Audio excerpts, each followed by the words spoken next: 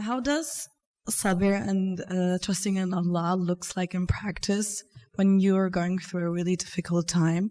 Like, say you hoped and planned for something and it didn't work out, and now you're like just overpowered by your emotions, and you know that Allah has the best plan for you, but in that moment it's just so hard to realize. And what can one do to realize that? Okay, so you were applying for a job, it didn't work out. That's a matter of risk, isn't it? Right? And you were really hoping it would work out, or you were really hoping you would get accepted into the university. You didn't get accepted into the university, right?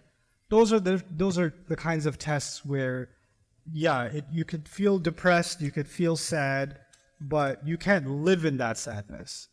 And feeling those emotions at first doesn't mean you don't have sabr and tawakkul. You can have those feelings, and you can feel those emotions, and then you can pick yourself up and inshallah try again, right?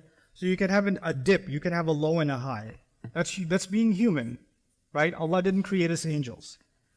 But a lot of times these kinds of questions also have to do with, I had an engagement and it broke off. Or I had a marriage that ended miserably. Or I had, or I didn't want my parents to get divorced and they got divorced. Or something like that.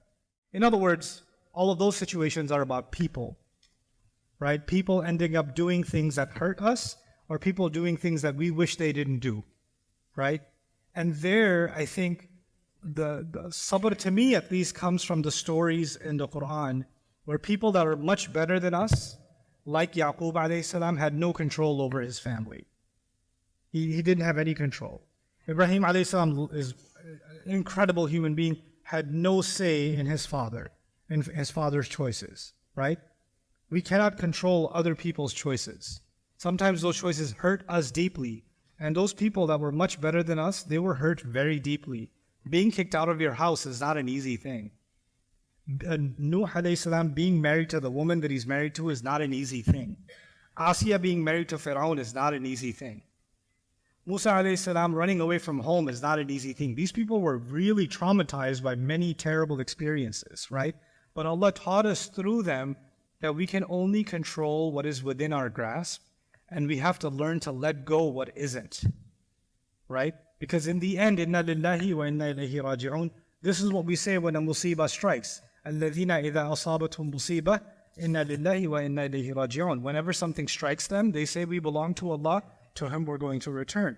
Any problem I'm having, how long is it going to last? Well, as long as I last. I'm not here for that long. And when I think about the grand scheme of things, this problem isn't as big as I think it is. You understand? And of course, Allah has given us hope too. Inna ma'al usri yusran. After every difficulty, there is great ease. Now, you just put yourself in these shoes. How much did the companions love the Prophet ﷺ? Right? And when he died, how devastated were they? And in that moment, for them to believe, Inna ma'al usri yusran, because the Quran is still there. The Quran is still saying with difficulty comes twice the ease.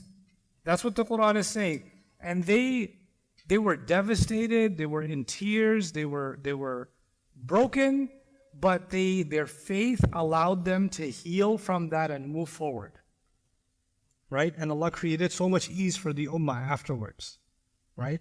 So that's just this life. It's just going to come with trials and difficulties. Allah has made us mentally prepared that life isn't going to be easy. He said it many, many times.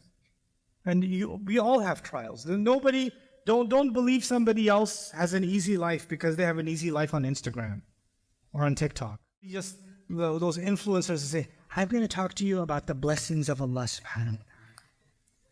That doesn't mean they are just showering in blessings every morning and they have no issues. The moment the recorder goes off, what is that? So we unfortunately, sometimes we run after things that are not as real. They're actually fake. But we believe them to be real because somebody else has them, so that they must not have any issues. They must not have any challenges. You have things that are causing you hurt. The person next to you has things that are causing them hurt. I have things that are causing me hurt. Everyone has them. Everyone has to deal with their own pain. And so Allah tests people differently. But the problem is we don't see the other person's trial, or we don't see that their trial is exactly the same as ours. So we start saying, how come Allah is not testing them? He's only testing me. Or how come I couldn't have it easy like they have it easy? You don't know if they have it easy or not. You don't know how, you don't know that, right? So these things give us a little bit of comfort that whatever trial Allah has picked for me, whatever loss Allah has picked for me, whatever experience Allah has picked for me, is something I'm supposed to learn from. Learn and grow, that's it. Keep moving forward.